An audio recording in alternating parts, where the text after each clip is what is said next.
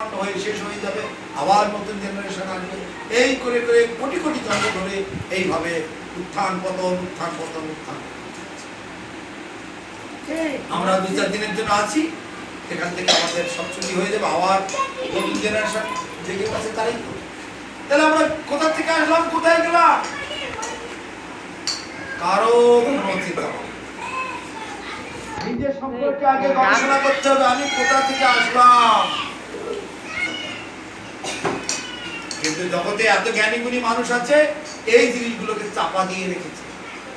কোথায় চাঁদে যাচ্ছে, কোথায় মঙ্গল গ্রহে যাচ্ছে, কোথায় সমুদ্রের তলায় কি আছে, মাটির তলায় কি আছে, আবার তার মধ্যে কেউ কেউ আছে কি করে সারা পৃথিবীটাকে দখল করতে পারবো, কি করে ভয়ঙ্কর ভাইরাস সৃষ্টি করে সারা পৃথিবীতে ছড়িয়ে দিয়ে সব রোগে মেরে দিয়ে সারা পৃথিবীটা আমার মতো মধ্যে নেবো। এই সব পৃথিবীতে যেমন ছিল তেমনি থাকবে। এগুলো আসরিক ভাব, এই নিয়ে জগতের লোককে বিব্রত করবে, কষ্ট দেবে, সেও মরবে, সব মরবে। তাহলে লাভটা কি হবে? একবারও ভাবে না যে আমি কোথা থেকে আসলাম, কেনই বা আসলাম, কেন এখানে কষ্ট পাচ্ছি, কোন পথ ধরলে আমার কল্যাণ হবে। বুদ্ধিমান কে? যে নিজের অস্তিত্বটাকে বাঁচিয়ে রাখার চেষ্টা করে। উপরে সবাই ওঠার চেষ্টা করছে না, এই ব্যাগ কোথায় গেল, ছেলেটা কোথায় গেল, আমার কাপড়গুলো কোথায় গেল, আমার সেই ছাতাটা কোথায় গেল, আমার জুতা কোথায় গেল। কিন্তু ওই করতে করতে করতে করতে জল টল দিলে ওখানেই ডুবে পড়ে যাচ্ছে। 200 লোক বোধহয় নৌকোটা ডুবে গেল, 2জন কি 3জন উঠবে বাঁচতে বলে আশা করে। তাহলে বুদ্ধিমানটাকে এখন পাড়ায় উঠলো। তাহলে বুদ্ধিমানটা কে হলো? গোত্রের ভেতর থেকে উদ্ধার করে নিজেকে বাঁচিয়ে কুলে উঠতে পারলো, সেই হচ্ছে বুদ্ধিমান। ছেলে কোথায় গেল, মেয়ে কোথায় গেল, ব্যাগ কোথায় গেল, বাসনা কোথায় গেল, আমার কাপড়গুলো কোথায় গেল, ওই করতে করতে ডুবে পড়ে গেল। বুদ্ধিমান বুদ্ধিমান হবে সে কুলে ওঠার চেষ্টা করে, বাঁচার চেষ্টা করে। এই জগতের কোটি কোটি মানুষের ওই অবস্থা। আরো চাই, আরো চাই, আরো চাই, খাই খাই খাই খাই খাই, কি পাবো, কি খাবো, কোটি কোটি টাকা জমিয়েছে, তাতেও পেট ভরে না, আরো চাই, আরো চাই করতে করতে খাও গেল, সাও গেল, সব টাকা পয়সা সবই চলে গেল, পড়ে থাকলো, নিজের খোঁজ খবর নিতে পারলাম না। রক্ষা করার চেষ্টা করে, সে হচ্ছে বুদ্ধিমান। তাই বলছে যে জন কৃষ্ণ ভজে সে বড়ই অত্যন্ত সুচোখা, গাধা, দুর্ভাগা, তারা হরিনাম করতে পারে না। দুনিয়ার বোকা মানুষ, দুর্ভাগা মানুষ, পয়সা হচ্ছে মহামূর্খ। বুদ্ধিমান লোক এই হচ্ছে বুদ্ধিমান।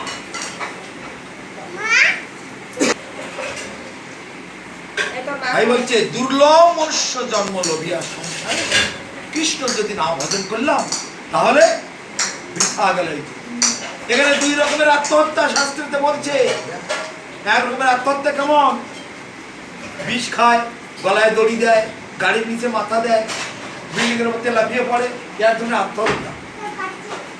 আরেক ধরনের আত্মহত্যা কি? এই সুবর্ণ সুযোগ হাতে পেয়েও আমি আমার বাঁচার চেষ্টা করলাম না,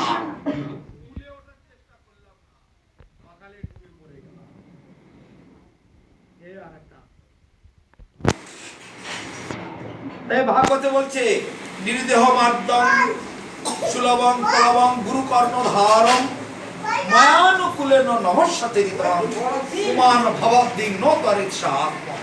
এই মনুষ্য দেহটা পেয়ে যারা হরিভজন করার চেষ্টা করলো না, মনুষ্য দেহটা হচ্ছে নৌকোর মতো। এ কিরকম কথা? মনুষ্য দেহ নৌকোর মতো? নৌকো কোথায় থাকে? জলে থাকে। জলেতে যেমন মনুষ্যের দেহটা আমরা পেয়েছি একটা নৌকোর মতো, আর এই জলেতে ভেসে বেড়াচ্ছে। মানে নৌকো, আর নৌকোর মাঝে যাত্রীকে আমি হচ্ছে সেই নৌকোর যাত্রী। তাহলে এই দেহটা হচ্ছে নৌকোর মতো, গুরুদেব হচ্ছে নৌকোর মাঝি, নৌকোর যাত্রী হচ্ছে আমি। আর নৌকোটা ঠেলে নিয়ে যাবে কে? অনুকূল বাতাস। অনুকূল বাতাসটাকে এই যে সংকীর্তন মুভমেন্ট, মহাপ্রভু এনেছেন হরিনাম সংকীর্তন। হরিনাম সংকীর্তন রূপ বাতাস, এই বাতাসে ঠেলে নিয়ে যাবে। আমি শুধু আমার মাঝি যে গুরুদেব, তার আন্ডারে, তার আনুগত্যে থেকে নৌকোর মধ্যে চুপচাপ বসে থাকছে। নৌকোর মধ্যে মাঝি যা বলবে সেই মতো চললে অনায়াসে মাঝি আমাকে পার করে দেবে। করলো না, সে হচ্ছে আত্মঘাতী। তাহলে আত্মঘাতী মানে আত্মহত্যা করছে দুই প্রকার। যে যা নিয়ে পড়ে আছে, যদি হরিভজন না হয় সবটা জিরো। তাহলে আমার বুদ্ধিমানের পরিচয় হলো না। আর দেশে স্কুল কলেজ ইউনিভার্সিটি যা কিছু লেখাপড়া এখন বর্তমান যুগেতে সব জিরোর পিছনে লেখাপড়া। কোনো ভালো জিনিস, লাভের জিনিস, কল্যাণের জিনিস কিচ্ছু শেখানো। যাদের একটু পয়সা করে হয়েছে, ছেলে মেয়ে একটু বড় হলে ভালো নাচ শেখাবো, ভালো গান শেখাবো, ভালো শিল্পী বানাবো, ভালো সিনেমা আর্টিস্ট বানাবো, এইসব না। ছেলে মেয়েও মরবে, তুমিও মরবে, সবই। আগের দিনে কি হতো, ছেলে ঠাকুরের নাম দিয়ে রাখা হতো। ঠাকুরের যেমন নাম রাম, শ্যাম, যদু, মধু, মদন, হ্যান শ্যান, কত কিছু। কিন্তু এখন ছেলে মেয়ে হলে ওসব নয়। ওরে বাবা, এদিন করতে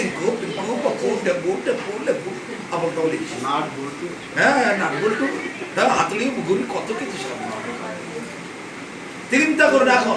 তারপরে কি ছেলে মেয়েরা কম্পিউটার শেখাবো, নাচ গান শেখাবো। আরে বাবা, বাঁচাবার চেষ্টা আগে কর, সেসব নেই। মা বাবারা নিজেরাই তো পাচ্ছে, ছেলে মেয়েকে কি করে বাঁচাবে?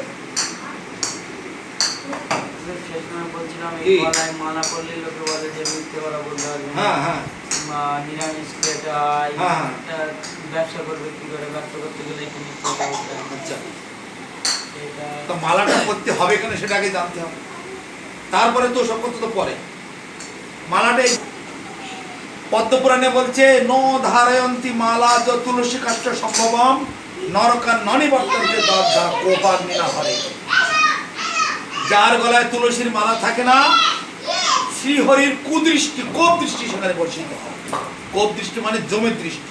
তাকে যখন আমি মরে যাব, যমদূতেরা নিতে আসবে। যার গলায় মালা আছে তাকে প্রণাম করে চলে যাবে। না না না, এই বিষ্ণুর লোক।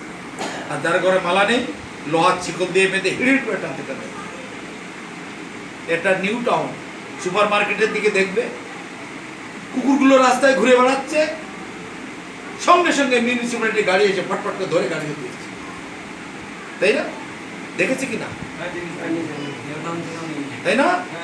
যেসবগুলো আলতু ফালতু কুকুর দুই রকম, একটা লালতু কুকুর মানে লালিত পালিত কুকুর, আর একটা ফালতু কুকুর। ফালতু কুকুরগুলো তুলবে আর লালিত কুকুরগুলো তুলবে না। লালিত কুকুর কেমন?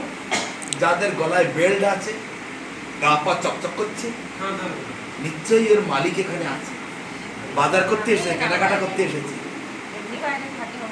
কি না না, মালিক যখন বাজার করতে আসে কুকুর নিয়ে আসে, বুঝেছে? ছেলেপুলেগুলো চাকর বাকরে রাখে, আর মালিক মালিকিনীরা কুকুর নিয়ে আদর করে। বাড়িতে তাদের মানে ডগ রুম আছে, তা গড রুম নেই, বুঝেছো? গড রুম মানে বুঝো, গড রুম নেই কিন্তু ডগ রুম আছে। কিন্তু কুকুরের জন্য বাটার, ব্রেড, তারপরে ভালো ভালো মাছ। কুকুরের মানে দিল্লিতে একজন বাড়ি আছে, কুকুরটা পালন করতে তার মাসে 45,000 টাকা খরচা। দুটো চাকর 12 ঘন্টা করে একটা কুকুরের জন্য, আর তার খাবার। আরো একজনের বাড়িতে প্রায় 1.5 লাখ টাকা মতো খরচা। উন্নত মানের খাবার দাবার থেকে আসে, বিশাল ব্যবসা। যাই হোক, তো যেসব কুকুরের গলায় মালা থাকে, এই বেল্ট থাকে, একটাও সেই কুকুরগুলো শুলে জানে মিউনিসিপ্যালিটি আমার চাকরি চলে। যেসব কুকুরের গলায় বেল্ট নেই, তেমনি মৃত্যুর পরে যমদূতেরা যখন ঘুরতে বেরোবে, যাদের যাদের গলায় মালা থাকে না তাদেরকে সব এইটা শাস্ত্রের কথা, আমি বানিয়ে বানিয়ে বলছি। হয়তো হলো যা শাস্ত্র নেই সেটার কথা আমরা কখনো বলি, যাহা নাই ভাগবতে তাহা নাই শাস্ত্রের বাইরের কোনো কথা বলি, শাস্ত্র প্রমাণ না দেখাতে পারলে কথাই বলি। এই জন্য অনেক চ্যালেঞ্জ নিয়ে কথা বলি। সারা পৃথিবীটা বহুবার প্রদক্ষিণ হয়ে গেল, 25-30 বার সারা পৃথিবী ঘোরা হয়ে গেল। খ্রিস্টানের দেশ, মুসলমানের দেশ, বৌদ্ধ দেশ, সব দেশ। এই ফেসবুকে, ইউটিউবে দেখবে কত লক্ষ লক্ষ বিদেশিরা এখন হরিনাম করছে, কিন্তু আমাদের দেশের লোকেরা অন্ধকারে পড়ে আছে। প্রদীপ জ্বালা হয়েছে, প্রদীপের আলোতে ঘর আলোকিত হয়ে আছে, আর প্রদীপের তলায় আমাদের দেশের অবস্থা সেই। মহাপ্রভুর দেশে, নিত্যানন্দ প্রভুর দেশে সব জন্মিয়েছে, তাদের কি পঞ্চতত্ত্ব কি তো জানি না। পঞ্চতত্ত্ব কি, হরিনামটা কি, হরে কৃষ্ণ হরে রাম,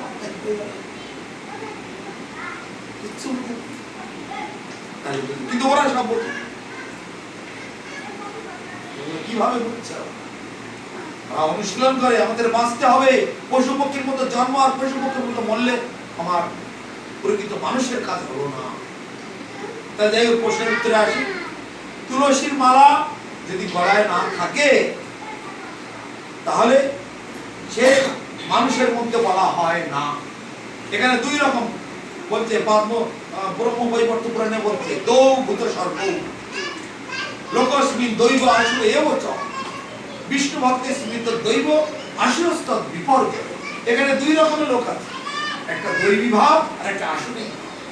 দৈবী ভাবটাকে যারা ভগবানকে মানে, ভগবানের নিয়ম কানুন, ভগবানের গুণগাথা, ভগবানের পূজা পাঠ, ভগবানকে ভোগ দিয়ে প্রসাদ পাওয়া, ভগবানের নাম জপ করা, ভগবানের নীতি নিয়ম আদর্শ, ভগবানের শিক্ষা দীক্ষা যারা পালন করে তাদের বলে দৈবী ভাব, মানে দেবতার মতো ভাব। আর যারা এগুলো পালন করে না, নিজের ইচ্ছা মতো চলে, ঠাকুরের নিয়ম নীতি সিদ্ধান্ত মানে না, তারা হচ্ছে আসুরিক ভাব। এই দুই রকম। যেমন রাস্তাঘাটে সবাই ড্রাইভার, রাস্তায় চলার অধিকার প্রত্যেকের আছে। যারা লাল বাতিটাকে মানবে, পুলিশে হাত দেখাচ্ছে দাঁড়াবে, সামনে স্কুল আছে, কলেজ আছে, হসপিটাল আছে, আসতে চলো, সেই নিয়মগুলো মানবে, তাদের কোনো জেল জরিমানা কিছু হয় না। আর যারা খানিকটা মদ খেয়ে চালিয়ে গেল, আমি হচ্ছে তার সামনে গিয়ে পুলিশে ধরে নিল, গাড়ি গেল থানায়, সে লোকটা গেল জেলে। এই তো তাই গেল, বলো তোমরা তো এই জগতে বাস করছো। তাহলে ভগবানের রাজ্যে সেরকম নিয়ম আছে, এই নিয়মের মধ্যে যারা চলবে তাদের কোনো বিপদ নেই, আর যারা নিয়ম উল্লঙ্ঘন করবে তাদের দুঃখের অসীম, তাদেরকে আসরিক বলা হয়েছে। আসরিক ভাবে লোকেরা তুলসীকে সহ্য করতে পারবে না, ভগবানের নাম সহ্য করতে পারবে না, ভগবানের তুলসীকে সম্মান করবে না, ভগবানের ভক্তদের সম্মান করবে না, ভগবানের দেওয়া এই মহামন্ত্র কলিজীব উদ্ধারের জন্য সেটাকে সহ্য করতে পারবে না। সেই জন্য আমাদেরকে সব সময় ওই শাস্ত্রীয় নিয়ম অনুশাসন এটা মানতে হবে। শাস্ত্রটা কি জন্যে? নিয়ম। যেমন স্কুলে পড়তে গেলে ফর্মুলা আছে, অঙ্ক কন্ট্রোল করতে গেলে, বিজ্ঞান করতে গেলে ফর্মুলা ধরে চলতে হবে, তা না হলে হবে না, সব ভুল হয়ে যাবে, সব জিরো পেয়ে। তদ্রূপ এই সাধুরা হচ্ছে ভগবানের জগতের মাস্টার, তারা জগৎ শিক্ষার জন্য এসেছে, তাদের কথা নির্দেশ মতো চলছে, তারা ইচ্ছা মতো কিছু বলে না। যেটা ভগবান শিক্ষা দিচ্ছে না সেই পথ দিয়ে সেই শিক্ষা তারা কখন নেবে। ভগবানের শিক্ষা, ভগবানের নিয়ম আদর্শ তারা পালন করবে। তো তুলসীর মালা গলায় থাকলে বিজ্ঞানীরা বলছে যাদের শরীরে ব্রঙ্কাইটিস বা রেসপিরেটরি প্রবলেম, শ্বাসকষ্ট, সেসবগুলো মুক্ত থাকে। ভূত প্রেত দানব দত্ত যক্ষ রাক্ষস পিশাচ এসব তোমাদের মানে এইসব মানে জ্যোতিষী বা বিভিন্ন চোখ মালা তিলক এগুলো আমাদের হিন্দু ধর্মের নিয়ম। আমরা ভগবানের দাস। এই জগতে যেগুলো দেখছেন খ্রিস্টান, বৌদ্ধ, মুসলমান, বহু কিছু, এগুলো আগে কেউ ছিল, কিন্তু একটাই ধর্ম ছিল, সেটা হচ্ছে সনাতন। এই সনাতন ধর্ম বল্লম্বী লোকেরা তারাই তাদের থেকে ডালপালা বেরিয়ে বেরিয়ে এখান থেকে বেরিয়ে কেউ হিন্দু হয়ে গেছে, কেউ মুসলমান হয়েছে, কেউ খ্রিস্টান হয়েছে, কেউ বৌদ্ধ হয়েছে। কিন্তু আগে সব সনাতন একটাই, এক পিতা, একলা ঈশ্বর কৃষ্ণ, আর সব একমাত্র ভগবান হচ্ছে কৃষ্ণ, আর সব হচ্ছে সব দাস। কিন্তু মানুষ অহংকার বশত নিচে অভিমান বসত, আমি তো আমার এই দল, তার ওই দলকে বলা হয় সম্প্রদায়। এই সম্প্রদায় আগে কখনো ছিল না, এই সম্প্রদায় ভবিষ্যতে কখনো থাকবে না। সম্প্রদায় মানুষের সৃষ্টি, আর ধর্ম ভগবানের সৃষ্টি। ভালো করে বলতে, ধর্মচেষ্টার মদাত্মক, ধর্মটাকে আমি প্রবর্তন করেছি, কিন্তু সম্প্রদায় ভগবান প্রবর্তন করে। সম্প্রদায় মানুষের তৈরি করেছে, দুদিন অন্তর একটা করে তৈরি হচ্ছে, আবার ধ্বংস হতে যাচ্ছে, আবার হচ্ছে। শাস্ত্রেতে একটাই ধর্মের কথা বলা আছে, এটা হচ্ছে সনাতন, এর বাইরে আর কিছু হয় না। মানুষ নিজের ইচ্ছা মতো দলবাদি করছে, পার্টিবাজি করছে। যাই হোক, তুলসীর মালা পরে নিচে কথা বলা যায় না, এই সবগুলো বাজে কথা। কর্মক্ষেত্রে আমাদের কিছু কিছু কথাবার্তার মাধ্যমে, ব্যবহারের মাধ্যমে সেই দিকে যেতে গেলে আমার যা প্রয়োজন সেটা আমাকে করতেই। আমরাও তো মিছে কথা বলি যদি দরকার হয়। আমরা পূজা পাঠ করে মন্দির তালা দিয়ে ঘরে শুতে গেছি, হঠাৎ ডাকাতে এসে পড়েছে, এই বেটা চাবি দে, মন্দির ভাঙবো, বিগ্রহ নিয়ে যাবো, মন্দিরের মধ্যে অনেক টাকা পয়সা আছে, সোনা দানা নিয়ে যাবো। আমরা কি বলবো? চাবিটা দিয়ে দেবো? না, চাবি আমার কাছে নেই, চাবি পূজারীর কাছে, পূজারী অমুক জায়গায়। যাহাই করে ভগবানকে বাঁচাবার জন্য, ভগবানের সম্পত্তিটা বাঁচাবার জন্য করবো কি না? তাহলে ভগবানের স্বার্থে আমি মিছে কথা বললাম, আমার জন্য আমি মিছে কথা বলিনি। যারা বৈষ্ণব, যারা ভক্ত, তারা ভগবানের স্বার্থে মিছে কথা বলবেই। এটা জন্য ভগবান একটা কৌশল কি, অশ্বত্থামা মরে গেছে এই বুদ্ধিটা বলে দিতে, কিন্তু অন্য কেউ বলবে মানবে না। একমাত্র ধর্মরাজ যুধিষ্ঠির, সে যদি বলে বিশ্বাস করবে। যুধিষ্ঠির মুখ দিয়ে বলবা কেন? যুধিষ্ঠির মহারাজ তখন বলতে রাজি হচ্ছে না, মিছে কথা কি বলে বলবো? আমি ধর্মরাজের পুত্র, সারা জীবন মিছে কথা বলি, এখন আমি মিথ্যা কথা কি করে বলবো? না প্রভু, এই তো বলবো মিছে কথা। আরে আমি বলছি আমার স্বার্থে, আমার সুখের জন্য, আমার আনন্দের জন্য তুমি মিছে কথা বলো। বিষয় হচ্ছে কিছুতেই পারলো না। আচ্ছা আচ্ছা ঠিক আছে, আচ্ছা ওটা কি? একটা হাতি মরে আছে, হাতিটার কপালে কি লেখা? ওটা অশ্বত্থমা লেখা। অশ্বত্থমা নামক একটা হাতি, এটা তো বলতে পারবে অশ্বত্থমা মরে গেছে। হ্যাঁ হ্যাঁ, সেটা পাবে, সেটা মিছে কথা বলা হলো। তাই বলছে অশ্বত্থমা হত ইতি গত, মানে হাতি নামক অশ্বত্থমা সে মরে গেছে। যেই অশ্বত্থমা হত বলেছে আর ইতি গত যেই বলতে যাবে, তখন কৃষ্ণ বললেন ভীমকে, ভালো করে ড্রামটা বাজিয়ে দাও, ড্রামটা বাজিয়ে দাও, মানে আওয়াজটা যেন আর ওই দৌড়াতে কানে না যায়। চিন্তা তো যুধিষ্ঠির বললো অশ্বত্থমা হত ইতিগত, ইতিগত শব্দটা আর দৌড়াতে কানে পৌঁছে। তখন দৌড়াতে ছেলে তো মরেই গেছে, যুধিষ্ঠির কখনো নিচে কথা বলবে না। আর পাণ্ডবগুলো নিচে তখন অস্ত্র ছেড়ে দিয়ে যুদ্ধের ভিতরে বসে ধ্যানে বসে। তখন বলে এবার ধৃষ্টদ্যম্ন শীঘ্রই চলে যাও, ওর শিরটা কেটে দিয়ে যজ্ঞের ভাব থেকে ওই ধৃষ্টদ্যম্নের আবির্ভাব হয়েছে, ওই দ্রোণাচার্যকে হত্যা করার জন্য, বধ করার জন্য দ্রোণাচার্য বধ হয়েছে। এইবার কি হলো কাণ্ড? যুধিষ্ঠির মহারাজের রথ মাটি ছাড়া 1 ফুট উপর চলত, সেই রথ আর মাটির উপর, মাটি ছাড়া উপর দিয়ে আর চলে, কারণ মাটি দিয়ে ঘষলে চলে যায়। কি হলো? হে কেশব, কি হলো? আমি কি করবো? তুমি তোমার দোষে, তোমার রথ মাটিটা মায়ার জায়গা, মিথ্যার জায়গা, পাপের জায়গা, তুমি এত পুণ্য করেছো, মাটির উপর দিয়ে চলতো, মাটি স্পর্শ করতো, তুমি এমন পাপ করে ফেলেছো, ওই রথ এখন মাটি দিয়ে ঘষলে ঘষলে, ওই যে ভগবানের কথা পালন করলো। তাই ভগবান ওখানে বলছেন মন নিমিত্ত পাপ কর্ম ধর্মায় বিকল্পতে, আমার জন্য যদি কেউ পাপ করে সেটা ধর্ম হবে, আর নিজের জন্য যদি কেউ পুণ্য করে সেটা হবে পাপ। আমি খুব পুণ্য কর্ম করছি, এটা পুণ্য নয়, ওটা পাপ। আর ভগবানের জন্য যদি কেউ করে, মিথ্যা হোক, খুন হোক, যাই হোক, সেটা পুণ্য হবে। ভগবান অর্জুনকে দিয়ে করালেন, মার ওইগুলো মেরে ফেলো। মামা এটা আমার শালা শ্বশুর, এটা আমার আত্মীয় হয়, এটা আমার ভগ্নিপতি হয়, সব আত্মীয় স্বজন। এদের মিলে আমার কি লাভ হবে? আমি বলছি মারো এদেরকে, এইটাই তোমার ধর্ম না? এদের মিলে আমার অবৈধ থেকে আমি ছেড়ে ছুড়ে দিয়ে সন্ন্যাসী হয়ে যাবো, ভিখারি হয়ে যাবো, আমার একজন লাভের দরকার নেই, কত কিছু করতে। ভগবান তখন তাকে বারবার বুঝিয়ে বুঝিয়ে হত্যা করিয়ে তখন ভগবান তার নিজের ইচ্ছা পূরণ করা। তাহলে ভগবানের উদ্দেশ্যে করা, ঢেকে নিয়ে যেতে হয়। সব লোকের নজর লাগছে ঠাকুরের ভোগটা, তা সেই কারণে ভগবানের উদ্দেশ্যে সবসময় দেখতে, ভগবানের উদ্দেশ্য করলে আর কোনো বিপদ।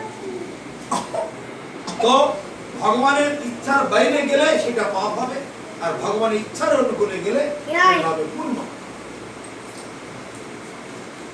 তো এই তুলসী পড়া কি ওই মিছে কথা বলা, যদি ভগবানের সেবার কারণ হয়, ভগবানের স্বার্থে হয়, তাহলে মিছে কথা বলা যাবে, খুন টুন সবই করে, যদি ভগবানের স্বার্থ। যেমন অর্জুন খুন করেছে, কুরুক্ষেত্রে কোটি কোটি মানুষকে খুন করে ফেলেছে, ভগবানের স্বার্থে। এইসবগুলো সিদ্ধান্ত বুঝতে হবে। সিদ্ধান্ত জানিয়ে চিত্তে না করো অলস, যাহা হইতে কৃষ্ণে লাগে সুদৃঢ় মানুষ। অতএব সিদ্ধান্ত যদি থাকে তার বাইরে যাবে না। বৈষ্ণবরা আয় ইনকাম করে, ব্যবসা বাণিজ্য করে, চাকরি বাকরি করে ভগবানের সেবার জন্য, সেই আমি জানছি। অতএব এখানে এসেছি, আসার কারণ হচ্ছে এই এলাকায় আমি কখনো আসিনি, বহু মানুষ এখানে বাস করছে। এই বলছে আমাদের এখানে দোকান, ওখানে 500 ঘর সব রয়েছে, সেখানে একটু আসুন, একটু কথা বলে এইসব জায়গা। যার জন্য যদি এদের একটুখানি ভগবানের দিকে মতি হয়, যদি এদের একটুখানি মানে হরিনাম করার ইচ্ছা হয়, যদি এদের একটু সোজা পথ, সঠিক পথ দেখার সুযোগটা এরা পায়, তাহলে আমার গুরু সেবা হয়ে গেল, এটাই আমার ভগবানের সেবা। এই উদ্দেশ্যে নিয়ে যেখানে যাই সব জায়গাতে এই উদ্দেশ্য, নিজের কোনো লাভের আশা এখানে কোথাও যাই। এমনকি বহু জায়গায় এমন হয়েছে গাড়ি ভাড়াটুকু লোকে দেয় না, সেই গাড়ি ভাড়াটুকু পর্যন্ত আমার নিজের পকেট থেকে দেয়। তাহলে দেরি হয়ে যাচ্ছে না কি গো? আমরা অনেক ভাগ্যবান, ভগবান বছরে এরকম একবার করে গুরু পূর্ণিমা, এই দিনে তো ভগবান গুরু রূপে আবির্ভূত হয়েছিলেন। তাই জগৎ কল্যাণের জন্য জগৎকে উদ্ধার করে ভগবান তার নিজের ধামে নিয়ে যাওয়ার জন্য। সেই ধামটা কেমন? যদ্দত্তা ননিবত্তান্তে তদ্ধাম পরমং মম। একবার আমার ধামে ফিরে গেলে আর এখানে আসতে হয় না। আমার ধাম, সেখানে চন্দ্র সূর্যের আলোয় আলোকিত হয় না, সেখানে ভগবানের অঙ্গ জ্যোতিতে সেই ধাম আলোকিত। সেখানে মৃত্যু নামক কোনো শব্দ নাই, এখানে মৃত্যু রয়েছে শব্দ। এখানে সেটা মরার জায়গা, এখানে জন্মিয়েছে লোক মরবার জন্য, কেউ এখানে চিরদিন থাকতে পারে না। যে যা জন্মেছে মরার জন্য, সেদিন এটা বলা হয় মৃত্যু লোক। আর আমরা কোথা থেকে এসেছি? অমৃত্যু লোক, যেখানে মৃত্যু নামক কোনো শব্দ নাই, সেই যুগের লোক আমরা। কিন্তু এখানে মৃত্যু লোকে ঢুকে পড়েছি, মৃত্যুটাকে নিয়ে হয়ে যাবে যে সম্পর্কে। তাহলে লাভটা আমার কি? আমি হলাম অমৃতের সন্তান, শ্রীনন্ত বিশ্বে অমৃতস্য পুত্র। হে জীবগণ, তোমরা অমৃতের সন্তান, এখানে জন্মেছ অমৃতকে আস্বাদন করবার, কিন্তু দুঃখ কষ্ট জ্বালা যন্ত্রণা মৃত্যুকে তোমরা আলিঙ্গন করছো। এইটা হচ্ছে তোমাদের দুর্ভাগ্যের পরিচয়। কেন তুমি মৃত্যুকে স্বীকার করছো? তুমি তো অমৃত জগৎ থেকে এসেছো, তুমি তো করো না কোনোদিন। গীতা যারা পড়েন, কেউ তো পড়েন না জানি, পড়লে আপনাদের মানে পাপ লেগে যাবে। মুসলমানরা কোরআন পড়বে, খ্রিস্টানরা বাইবেল পড়বে, কিন্তু হিন্দুরা কেউ গীতা পড়বে না বা শাস্ত্র পড়বে। টাইম নেই, সিরিয়াল বেরিয়ে যাচ্ছে। সিরিয়াল চলে গেলে আবার কি হয়? মানে সিরিয়াল নষ্ট করে আবার গীতা পড়া, শাস্ত্র গীতাতে দ্বিতীয় অধ্যায়ে রয়েছে নো জায়তে, জন্ম নাই, নো মৃয়তে মৃত্যু, আমাদের জন্ম নাই মৃত্যু নাই। নৈনং সিন্ধন্তি শস্ত্রাণি নৈনং দহতি পাবক ন চৈনং ক্লেদায় তাপ ন শোষয়তি মারুত। আমার এই আত্মাকে কেউ কোনোদিন আগুনে পোড়াতে পারে না, জলে ভেজাতে পারে না, কোনো অস্ত্রের দ্বারা কাটতে পারে না, আগুনে পুড়বে না, কোনো রকম ভাবে কেউ ক্ষতি করতে পারে না। এ হচ্ছে ভগবানের অবিচ্ছেদ্য অংশ। এই আত্মা আমাদের কখনো জন্ম হয় না, কখনো মরে না। আমরা মৃত্যুটা অজ্ঞানের শব্দ, এই জগতের শব্দ। ভগবানের জগতে মৃত্যু নামক কোনো শব্দ নাই। ভগবানের জগতে মৃত্যু হয় না, মৃত্যু ভগবানের জগতে নাই। আমরা সেই জগতের বাসিন্দা। আমাদেরকে সবসময় এই নিজের বাড়ির দিকে, নিজের ঘরের দিকের খবর আমাদের সবসময় রাখতে। বড় সৌভাগ্যের ফলে এই কলিযুগেতে ভগবান নিত্যানন্দ প্রভু, মহাপ্রভু, গুরুবর্গেরা এসেছেন আমাদেরকে এই মায়ার বন্ধন থেকে উদ্ধার করে তাঁর ধামে নিয়ে যাওয়ার জন্য বড় কৃপা করে এসেছে। তাই আমরা মহাপ্রভুকে প্রণাম করার সময় বলি নমো মহাবতার নাম দাতা। এত বড় দাতা ইতিপূর্বে কখনো আসে। কৃষ্ণ প্রেম ও প্রদায়তে, মানে কৃষ্ণ প্রেম, এটা হচ্ছে সব থেকে আমাদের প্রাপ্তি। কিন্তু আমাদের এখন কি প্রেম আছে বলুন তো দেখি, কে বলতে পারে? বিষয়ের প্রতি প্রীতি আমাদের খুব, কিন্তু যে বিষয় যে কোনো মুহূর্তে চলে যাবে। বিষয়টাকে 5 ভাগে ভাগ করা হয়েছে: রূপ, রস, গন্ধ, শব্দ, স্পর্শ।